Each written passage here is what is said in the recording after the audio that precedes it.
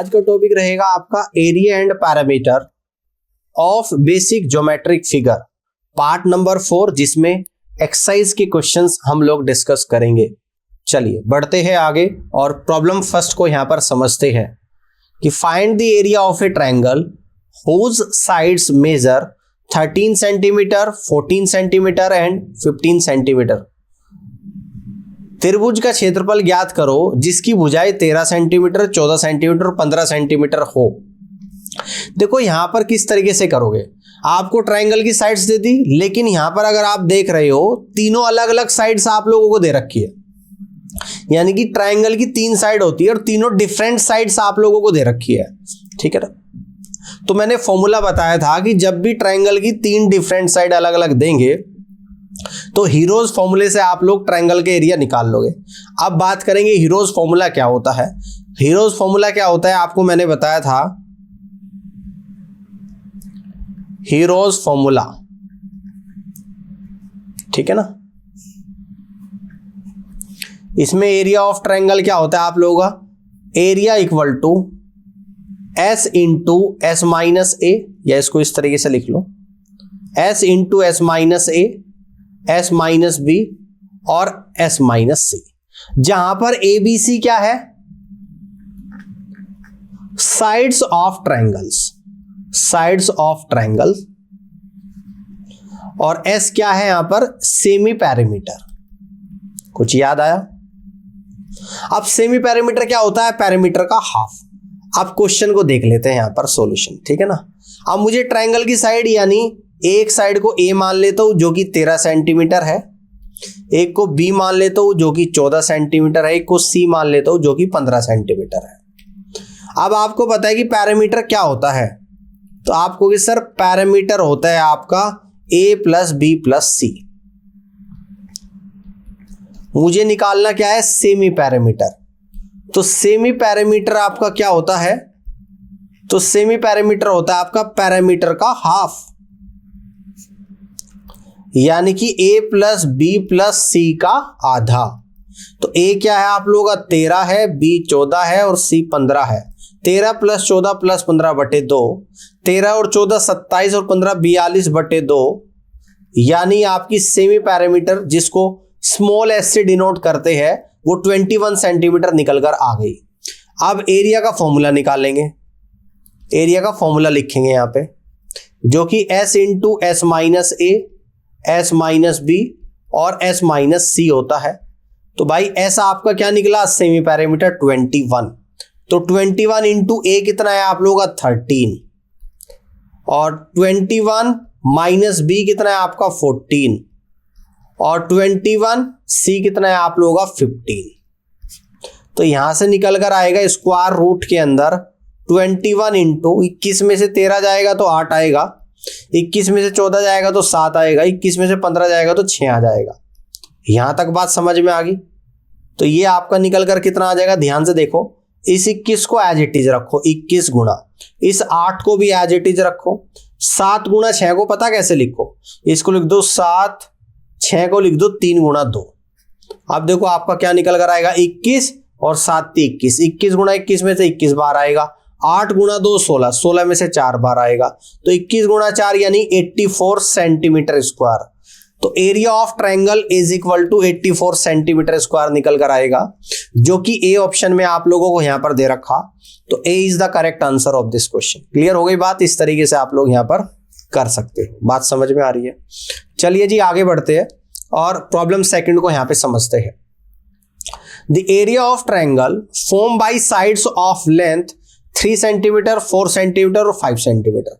यहां पर भी एक त्रिभुज का क्षेत्रफल बताना है और इस त्रिभुज की 3 साइड दे रखी, 3 सेंटीमीटर, 4 सेंटीमीटर और 5 सेंटीमीटर।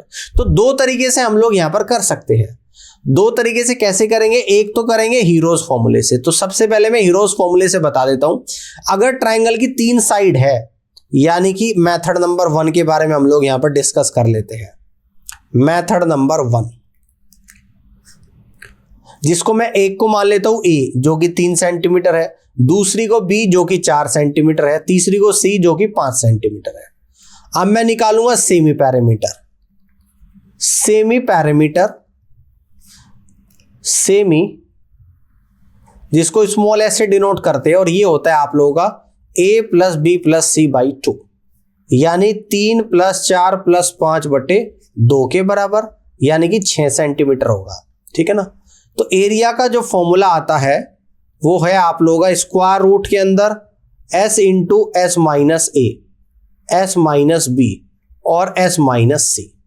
तो यानी ये निकल कर आएगा s तो आपका 6 आ गया, 6 इंटू 6 में से 3 जाएगा तो 3 बचेगा, 6 में से 4 जाएगा तो 2 बचेगा, और 6 में से 5 जाएगा तो 1 बचेगा आपका। ठीक है ना।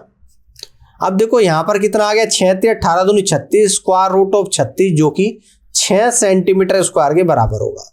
तो एरिया ऑफ ट्रायंगल निकल कर आ गया आपका 6 सेंटीमीटर स्क्वायर। ये तो मैंने निकाला हीरोज फॉर्मूले से। अगर मेथड सेकंड के बारे में हम लोग बात करें,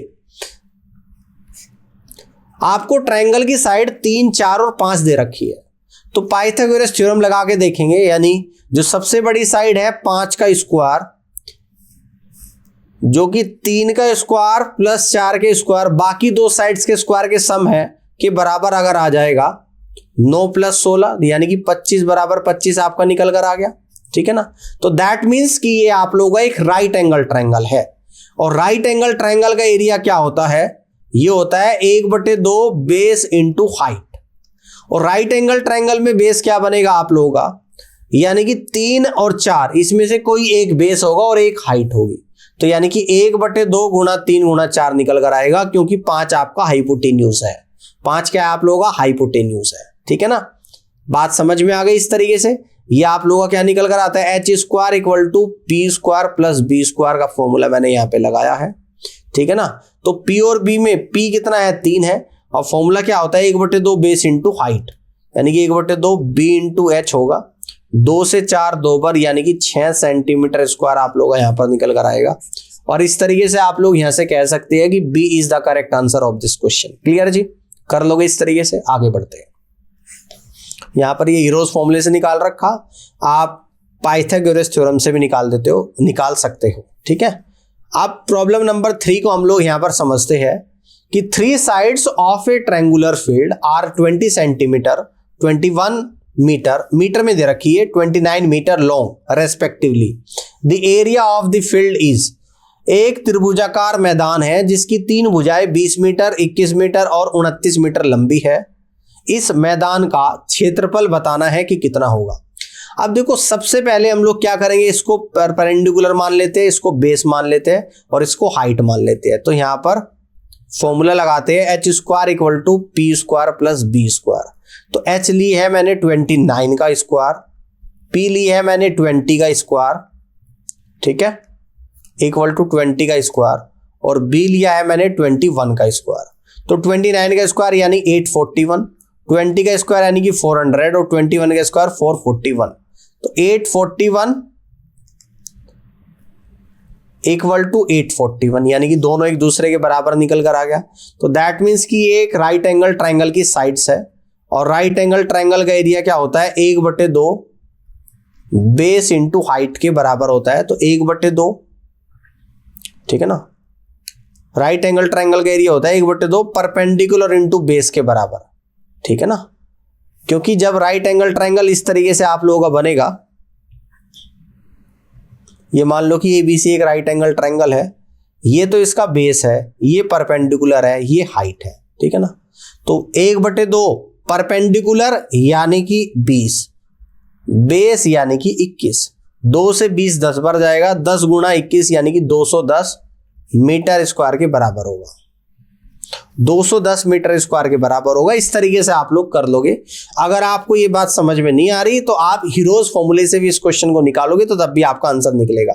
अब एक चीज और, जैसे मैंने पिछले सवाल में बताया था, ये हाइट क्या है, परपेंडिकुलर दी थी, 1/2 परपेंडिकुलर इंटू बेस लिख लो यहां, वरना आपको कंफ्यूजन हो जाएगा, ठीक है ना। हाइट को यहां पर मैंने परपेंडिकुलर बोल दिया, ठीक है। बात वही है, जैसे इस तरीके से ट्रायंगल बन रहा है ना, तो ये बेस है एक तरीके से, अगर जर्नल ट्रायंगल में देखें, और ये हाइट है जर्नल ट्रायंगल में, राइट एंगल ट्रायंगल की बात नहीं कर रहा हूं। तो बेस यहां पर 3 है, हाइट 4 है, ठीक है। तो यहां पे कंफ्यूज मत हो जाना, 1/2 परपेंडिकुलर इनटू बेस लिख देना, क्योंकि राइट एंगल ट्रायंगल हम लोग लेके चल रहे हैं, ठीक है ना। अब आप बात करेंगे क्वेश्चन नंबर 4 के बारे में, इसको देख लेते हैं। If the area of a triangle is 1176 centimetre square, एक त्रिभुज का क्षेत्रफल 1176 सेंटीमीटर स्क्वायर है, and base is to corresponding altitude is to 3:4, और इसका बेस और कॉरस्पॉन्डिंग एल्टीट्यूड का रेशियो 3:4 है, then the altitude of the triangle, तो ट्रायंगल का एल्टीट्यूड आप लोगों को बताना है। अब देखो, मान लो कि ये ट्रायंगल इस तरीके से आपको दे रखा, ठीक है ना, ये ट्रायंगल इस तरीके से, या पहले तो आप इसको ऐसे बनाएंगे, ठीक है ना।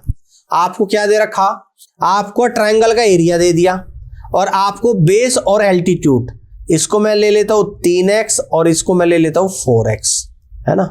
एल्टीट्यूड यानी हाइट, तो ट्रायंगल का एरिया का फॉर्मूला क्या होता है, एरिया ऑफ ए ट्रायंगल ये होता है 1/2 बेस इंटू एल्टीट्यूड के बराबर होता है, जो कि 1176 दे रखा ट्रायंगल का एरिया 1/2, बेस कितना है हमने ले लिया 3x और एल्टीट्यूड को ले लिया हमने 4x, 2 से 4 2 बार गया, 3 दूनी 6, 6 से इसको पूरे को कट करूंगा, 6 × 6 6 × 54 6 × 36, यानी x² = 196, यानी x बराबर 14 आप लोगों का यहां पर आ गया, ठीक है ना।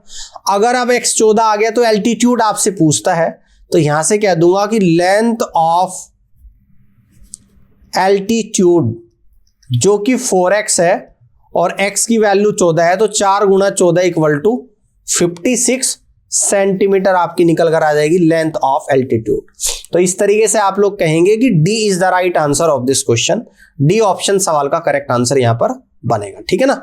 तो जर्नल एरिया ऑफ ट्रायंगल का जो फॉर्मूला है 1/2 बेस इंटू एल्टीट्यूड के बराबर होता है, और यही फॉर्मूला हमने यहां पर यूज किया है। बात समझ में आ रही है, इस तरीके से आप लोग कर सकते हैं। चलिए जी, 56 सेंटीमीटर, इसके आगे देखते हैं। हाँ, क्लियर। तो अब देखते हैं यहां पर प्रॉब्लम नंबर 5 को। The 3 sides of a triangle are consecutive integers, एक त्रिभुज की 3 भुजाएं कॉन्जिक्यूटिव यानी कि लगातार, इंटीजर यानी कि पूर्णांक, लगातार पूर्णांक संख्याएं है, and their parameter is 120 centimetre, और त्रिभुज का परिमाप 120 सेंटीमीटर है। Find the length of the greatest sides, तो सबसे लंबी भुजा की लंबाई आपको बतानी है, यानी कि 3 कॉन्जिक्यूटिव इंटीजर है, 3 लगातार पूर्णांक संख्याएं है त्रिभुज की साइड्स। तो लेट द साइड्स, तो साइड्स को हम लोग इस तरीके से मान लेते हैं कि लेट द साइड्स, एक को x + 1 और तीसरी को x + 2, ये 3 साइड मानी। अगर इन तीनों साइड का सम ले लूं तो पैरामीटर निकल कर आएगा, यानी कि पैरामीटर ट्रायंगल का निकल कर कैसे आएगा, x + x + 1 और +x + 2, तीनों साइड का सम, जो कि 120 दे रखा है। तो यहां पर कितना आएगा 3x + 3, यानी यहां से कह दूंगा 3x = 117, यानी x = 39 सेंटीमीटर आ गया। तो सबसे ग्रेटेस्ट साइड, सबसे लंबी साइड, तो यहां से निकाल दूंगा, इसलिए the length of the greatest side, और ग्रेटेस्ट साइड्स की लेंथ क्या है आप लोगों की, x + 2, x + 2, तो x कितना है 39 + 2 centimetre, that means is equal to 41 centimetre. This is the right answer of this question. तो इस तरीके से length of greatest side is equal to 41 centimetre निकल कर आएगी, और जी डी ऑप्शन सवाल का करेक्ट आंसर यहां पर बनेगा। बात समझ में आ गई, इस तरीके से आप लोग कर सकते हैं, ठीक है जी, बहुत बढ़िया। आगे बढ़ते हैं, प्रॉब्लम 6 को यहां पे समझते हैं। If the area of an equilateral triangle is 24 into √3 square centimetre, then its parameter is, equilateral triangle क्या होता है, समबाहु त्रिभुज, समबाहु त्रिभुज का क्षेत्रफल 24√3 सेंटीमीटर स्क्वायर है, तो इसका परिमाप क्या होगा आप लोगों को बताना है, ठीक है ना। तो एरिया ऑफ इक्विलेटर ट्रायंगल मैंने आपको बता रखा है, area of an equilateral triangle, ये क्या होता है, √3 / 4 इंटू साइड के स्क्वायर के बराबर होता है, और area of an equilateral triangle दे रखा 24 इंटू √3 = √3 / 4 इंटू साइड के स्क्वायर के बराबर होगा। √3 से √3 चले जाएगा, तो क्या निकल कर आएगा 24 गुणा 4 यानी कि 96। तो इसलिए साइड का स्क्वायर जो निकल कर आएगा वो 96 सेंटीमीटर निकल कर आएगा, ठीक है ना, 96 सेंटीमीटर। तो अगर मैं साइड की बात करूं, साइड कितनी निकल कर आएगी, तो स्क्वायर रूट ऑफ 96, तो 96 को क्या लिख दूंगा 16 गुणा 6, तो यानी कि 4√6 सेंटीमीटर आ जाएगा। तो अब अगर पैरामीटर की मैं बात करूं तो पैरामीटर क्या होता है इक्विलेटरल ट्रायंगल का, 3 इंटू साइड के बराबर होता है। तो 3 इंटू साइड कितनी है 4 इंटू √6 यानी कि 12 इंटू √6 सेंटीमीटर आपका यहां पर parameter of an equilateral triangle निकल कर आएगा। 12 into √6 centimetre parameter of an equilateral triangle. This is the correct answer of this question. तो यहां पर सी ऑप्शन मैच कर रहा है और यही इस क्वेश्चन का करेक्ट आंसर बनेगा। उम्मीद कर दो कि ये बात आपको समझ में आ गई होगी, इस तरीके से क्वेश्चन को कर पाओगे, ठीक है। आगे बढ़ते हैं, प्रॉब्लम 7 को यहां पे समझते हैं, इसको देख लेते हैं। Find the area of a rectangle with length 6 centimetre and width 4 centimetre. आयत का क्षेत्रफल ज्ञात कीजिए जिसकी लंबाई 6 सेंटीमीटर है और चौड़ाई 4 सेंटीमीटर है। तो एरिया ऑफ रेक्टेंगल क्या होता है, एरिया ऑफ ए रेक्टेंगल ये क्या होता है लेंथ इंटू विड्थ के प्रोडक्ट के बराबर होता है। तो लेंथ है 6 सेंटीमीटर इंटू विड्थ है 4 सेंटीमीटर, तो 6 चौक 24 सेंटीमीटर स्क्वायर के बराबर होगा, 6 चौक 24 सेंटीमीटर स्क्वायर के बराबर होगा। तो इस तरीके से आप लोग कहेंगे कि first is the correct answer of this question. Clear है, तो first is the right answer of this question. समझ में आ गई बात, इस तरीके से आप लोग निकाल सकते हो। Area equal to 24 centimetre square के बराबर होगा। प्रॉब्लम 8 को यहां पर देखते हैं, इसको ध्यान से समझिएगा। The length of a rectangle is 5 times of its breath. एक आयत की लंबाई उसकी चौड़ाई की 5 गुनी है। If the breadth is 10 centimetre, यदि आयत की चौड़ाई 10 सेंटीमीटर है, then what is the area of this rectangle. तो इस आयत का क्षेत्रफल क्या होगा आप लोगों को बताना है। ब्रेथ को मैं b मान लेता हूं यहां पर और लेंथ को मैं l मान लेता हूं, ठीक है ना। तो ब्रेथ तो आप लोगों को यहां पर 10 सेंटीमीटर गिवन है और लेंथ कितना दे रखी 5 इंटू ब्रेथ के बराबर दे रखी, यानी कि 5 इंटू बी के बराबर दे रखी।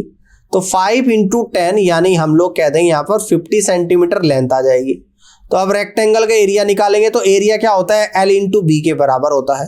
तो l तो 50 है और b आपका 10 है, तो 50 गुना 10 यानी 500 सेंटीमीटर स्क्वायर। तो 500 सेंटीमीटर स्क्वायर के बराबर हो जाएगा। तो इस तरीके से आप लोग कह दोगे कि first is the right answer of this question. तो आयत का क्षेत्रफल 500 सेंटीमीटर स्क्वायर के बराबर निकल कर आएगा। बात समझ में आ गई, तो इस तरीके से आप लोग यहां पर कर लोगे। बात सभी को क्लियर हो रही है, कर सकते हो।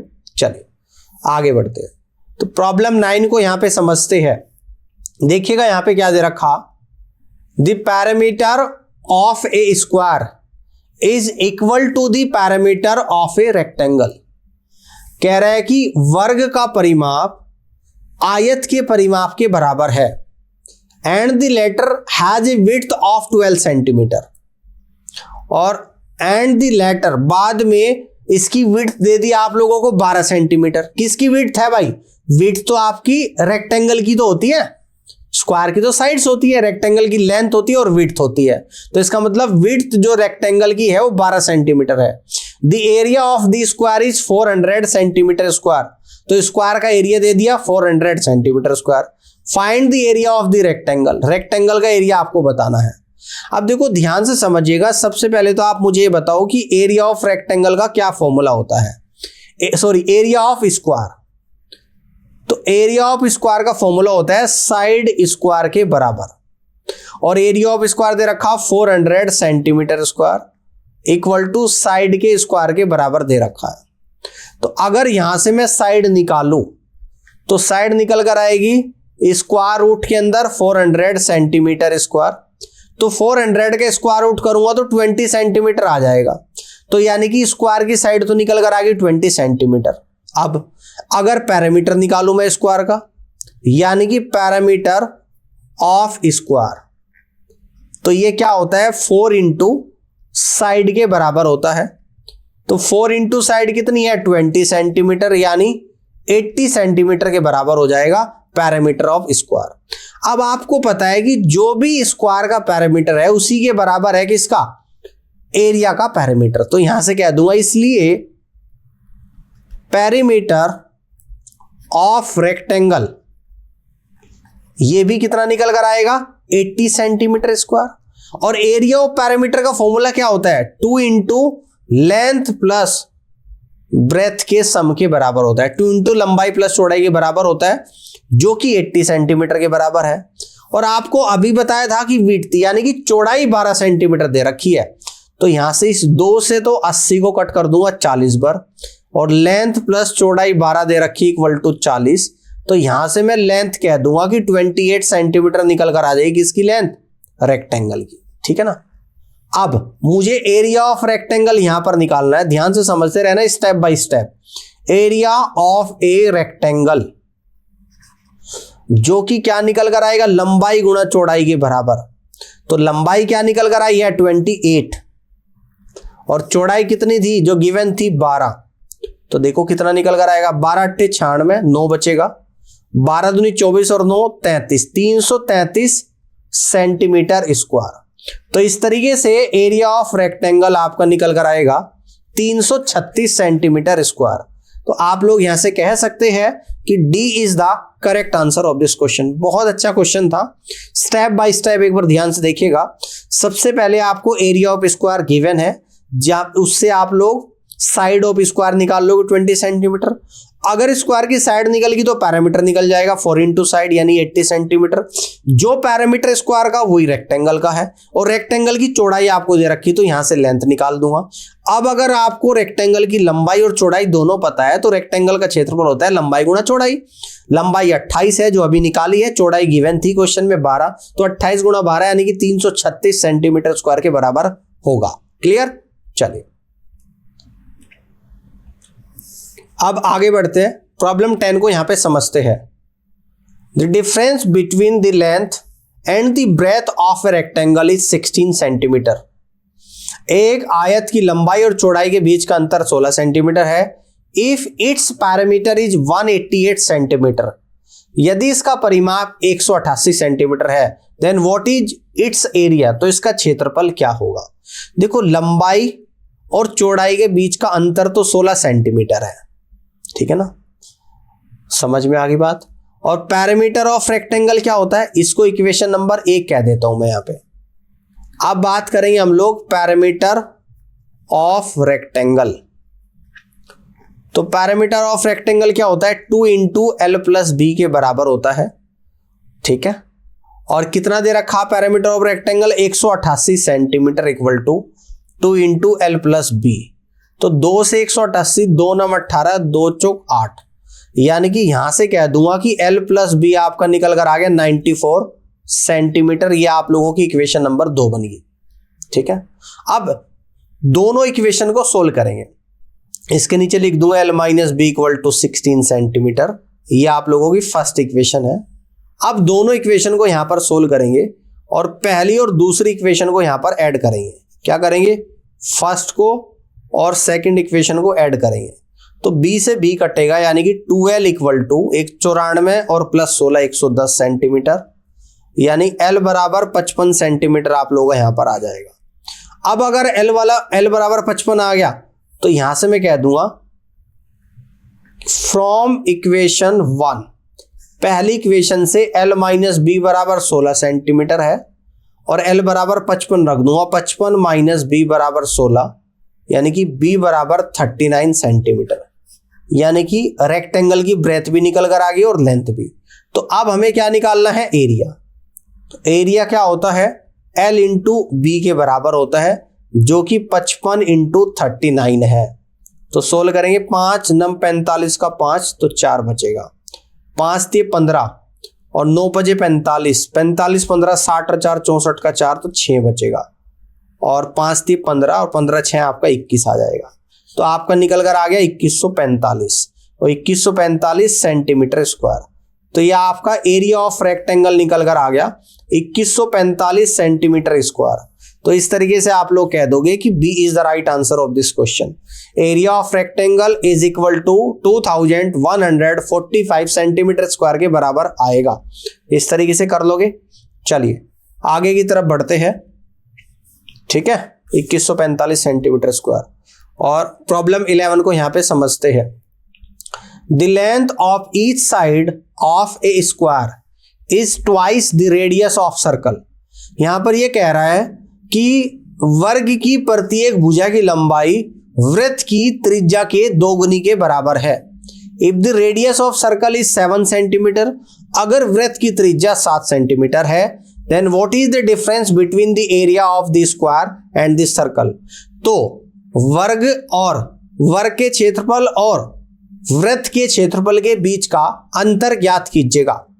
अब देखो ध्यान से देखिएगा, रेडियस ऑफ सर्कल आपको गिवन है, radius of circle, radius of the circle given है। कितनी रेडियस ऑफ द सर्कल को स्मॉल आर से डिनोट करते हैं, ये 7 सेंटीमीटर दे रखी है। अब अगर मैं यहां पे बात करूं side of square, side of square क्या दे रखी है आपको, रेडियस ऑफ सर्कल की डबल यानी कि 2 इंटू आर दे रखी, तो 2 इंटू 7 इंटू 14 सेंटीमीटर आपका निकल कर आ गया साइड ऑफ स्क्वायर। अब मैं यहां पर बात करूंगा एरिया ऑफ स्क्वायर की। तो एरिया ऑफ स्क्वायर क्या होता है, साइड के स्क्वायर के बराबर होता है, जो कि 14 सेंटीमीटर के स्क्वायर के बराबर होगा। तो 14 का स्क्वायर 196 सेंटीमीटर स्क्वायर निकल कर आएगा। ये तो एरिया ऑफ स्क्वायर निकल कर आ गया। ठीक है ना। अब इसके बाद हम लोग बात करेंगे एरिया ऑफ सर्कल की। एरिया ऑफ सर्कल के बारे में अब हम लोग बात करेंगे, जो कि पाई इंटू आर स्क्वायर के बराबर होता है। और पाई की वैल्यू क्या यूज करनी है आपको, 22/7। तो 22/7 इंटू रेडियस कितनी है, 7 है भाई, गिवन है। 7 इंटू 7, 7 से 7 गया, तो 22 सते 154 सेंटीमीटर स्क्वायर निकल कर आ गया एरिया ऑफ सर्कल। अब आपसे डिफरेंस पूछ रहा है, किस किस का डिफरेंस भाई, एरिया ऑफ स्क्वायर और एरिया ऑफ सर्कल का डिफरेंस। तो 196 centimetre square minus 154 centimetre square का बीच का अंतर, जो कि निकल कर आएगा 42 सेंटीमीटर स्क्वायर। और this is the final answer of this question. यानी कि इस तरीके से सी ऑप्शन इस क्वेश्चन का बिल्कुल और सही जवाब यहां पर बनेगा। बात समझ में आ गई है। तो इस तरीके से आप लोग इस क्वेश्चन को कर सकते हैं। ठीक है, 42 सेंटीमीटर स्क्वायर। आगे देखते हैं प्रॉब्लम 12 को यहां पे समझते हैं। देखो यहां पर दे रखा है the length of each side of a square is 15 centimetre. वर्ग के प्रत्येक भुजा की लंबाई 15 सेंटीमीटर है। What is the parameter of the square. तो वर्ग का परिमाप क्या होगा। ठीक है ना। अब देखो यहां पर साइड ऑफ स्क्वायर दे रखी है आपको, साइड ऑफ स्क्वायर क्या है, गिवन है, जो कि 15 सेंटीमीटर दे रखी है। अब बात करेंगे parameter of square. Parameter of square क्या होता है, तो ये निकल कर आएगा 4 इंटू साइड के बराबर निकल कर आएगा, यानी कि 4 इंटू 15 सेंटीमीटर। ठीक है ना। तो पैरामीटर ऑफ स्क्वायर निकल कर आ जाएगा 60 सेंटीमीटर। तो इस तरीके से 60 सेंटीमीटर इस क्वेश्चन का बिल्कुल करेक्ट आंसर यहां पर बनेगा। तो C is the correct answer of this question. उम्मीद करता हूं कि सवाल भी आपको समझ में आ गया होगा। इस तरीके से आप लोग कर सकते हैं। ठीक है ना, इजी क्वेश्चन था, कर लेना। अब आगे बढ़ते हैं। प्रॉब्लम 13 को यहां पर ध्यान से देखिएगा। ये क्वेश्चन भी स्क्वायर पे ही है और यहां पर क्या बोल रहा है कि 5 times of the parameter of a square is 600 centimetre. वर्ग के परिमाप के 5 गुणा 600 सेंटीमीटर दे रखा है। What will be the area of the square.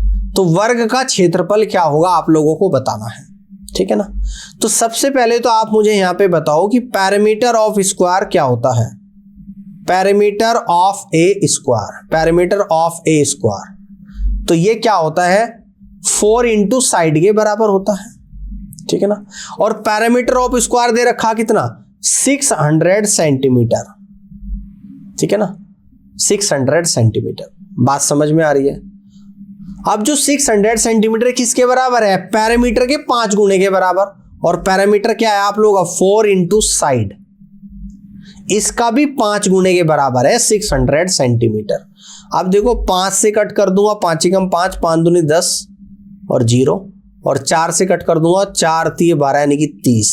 तो यहां पर साइड निकल कर आ जाएगी यानी कि 30 सेंटीमीटर। और ये साइड किसकी निकल कर आई है भाई? आपके स्क्वायर की। यानी कि यहां पे मैं कह दूंगा इस तरीके से कि side of a square is equal to 30 centimetre. निकालना क्या है? एरिया। तो यहां से अब एरिया निकाल देंगे। तो area of a square is equal to side square, यानी 30 सेंटीमीटर का स्क्वायर कर दूंगा तो 900 सेंटीमीटर स्क्वायर के बराबर आपका निकल कर आएगा। तो इस तरीके से आप लोग यहां से कह सकते हैं कि first is the correct answer of this question. इस तरीके से पहला ऑप्शन सवाल का बिल्कुल और सही जवाब यहां पर बनेगा। ठीक है, कर लोगे? बहुत बढ़िया। ठीक है ना। तो area of square equal to 900 centimetre square आपका निकल कर आएगा। अब अगला प्रॉब्लम देखते हैं, problem number 14। The area of a square is 144 centimetre square. वर्ग का क्षेत्रफल 144 सेंटीमीटर स्क्वायर है। तो what is the length of each of its diagonal. तो वृत्त के प्रत्येक विकर्ण की लंबाई आप लोगों को बतानी है कि क्या होगी। अब देखो आपको दे रखा है यहां पर एरिया ऑफ ए स्क्वायर। तो एरिया ऑफ ए स्क्वायर क्या होता है? ये होता है साइड के स्क्वायर के बराबर होता है। तो आपको दे रखा है area of square 144 centimetre square equal to, यानी साइड स्क्वायर के बराबर होगा। तो यहां से मैं कह दूंगा कि साइड जो निकल कर आएगी स्क्वायर रूट के अंदर 144 सेंटीमीटर स्क्वायर आएगी, जो कि 12 सेंटीमीटर है। यानी कि साइड ऑफ स्क्वायर 12 सेंटीमीटर निकल कर आ जाएगी। तो डायगोनल ऑफ ए स्क्वायर की बात करूंगा, डायगोनल्स ऑफ ए स्क्वायर। तो स्क्वायर के वर्ग के बारे में यहां पे बात करूंगा, जो कि कितना निकल कर आएगा? √2 इंटू साइड के बराबर होता है। ये फॉर्मूला होता है √2 इंटू साइड। तो √2 और साइड कितनी है? 12 है। तो यानी कि 12 into √2 centimetre diagonal of a square आप लोगों का निकल कर आएगा। और इस तरीके से आपका जवाब बनेगा option number B, 12 into √2 centimetre. तो B is the correct answer of this question आप लोग कर सकते हैं। बस आपको दो फॉर्मूले ये तो पता ही है, आपका बार बार बता ही रहा हूं मैं। एरिया ऑफ स्क्वायर साइड के स्क्वायर के बराबर होता है, तो डायगोनल ऑफ ए स्क्वायर होता है √2 इंटू साइड के बराबर होता है। तो इस तरीके से आप लोग कर सकते हैं। ठीक है ना। 12 इंटू √2 के बराबर निकल कर आपका आएगा। ठीक है, अब आगे बढ़ते हैं, प्रॉब्लम 15 को यहां पर देख लेते हैं। The length of each side of a square is 16 centimetre, यानी 16 सेंटीमीटर। वर्ग के प्रत्येक भुजा की लंबाई 16 सेंटीमीटर है। What is the area of the square. तो वर्ग का क्षेत्रफल क्या होगा आप लोगों को बताना है। अब देखो यहां पर साइड ऑफ ए स्क्वायर दे रखी, साइड ऑफ ए स्क्वायर आपको दे रखा 16 सेंटीमीटर। अब यहां पर निकालेंगे एरिया ऑफ ए स्क्वायर। तो एरिया ऑफ ए स्क्वायर क्या होता है? साइड के स्क्वायर के बराबर होता है, यानी कि 16 सेंटीमीटर का स्क्वायर करूंगा तो 16 का स्क्वायर होता है 256 सेंटीमीटर स्क्वायर। तो एरिया ऑफ स्क्वायर जो निकल कर आप लोग आ जाएगा वो निकल कर आएगा 256 सेंटीमीटर स्क्वायर। समझ में आ गया? इस तरीके से आप लोग कर सकते हैं। तो आज हमने लगभग यहाँ पर रेक्टेंगल के और स्क्वायर पर आधारित सवालों का डिस्कशन यहाँ पर करा है। उम्मीद करता हूँ कि सारे सवाल आपको समझ में आए होंगे। और रेक्टेंगल स्क्वायर पे मैंने जो भी कॉन्सेप्ट आपको बताए थे उन्हीं पर आधारित ये क्वेश्चंस थे। ऐसे क्वेश्चंस ही आपके एग्जाम में बनते हैं, इसके बाहर कुछ भी नहीं जाएगा। तो थ्योरी एंड कॉन्सेप्ट सही से देखना है। फिर जब एक्सरसाइज वाला पार्ट आपको कराऊंगा तो वहां पर क्वेश्चंस की प्रैक्टिस कराऊंगा उन सब चीजों की। तो अब आने वाली एक्सरसाइज में हम लोग पैरेललोग्राम, उसके बाद हम लोग रोम्बस और ट्रेपेजियम, और उसके बाद हम लोग पॉलीगन और सर्कल, सेमी सर्कल, इन सभी के बारे में क्वेश्चंस का डिस्कशन करेंगे। ठीक है ना। तो इस क्लास को ध्यान से देखना और इस क्लास को पूरी और अच्छे से देखने के लिए आप सभी का बहुत बहुत धन्यवाद। ठीक है ना। आज का लिए इतना ही। Thank you so much.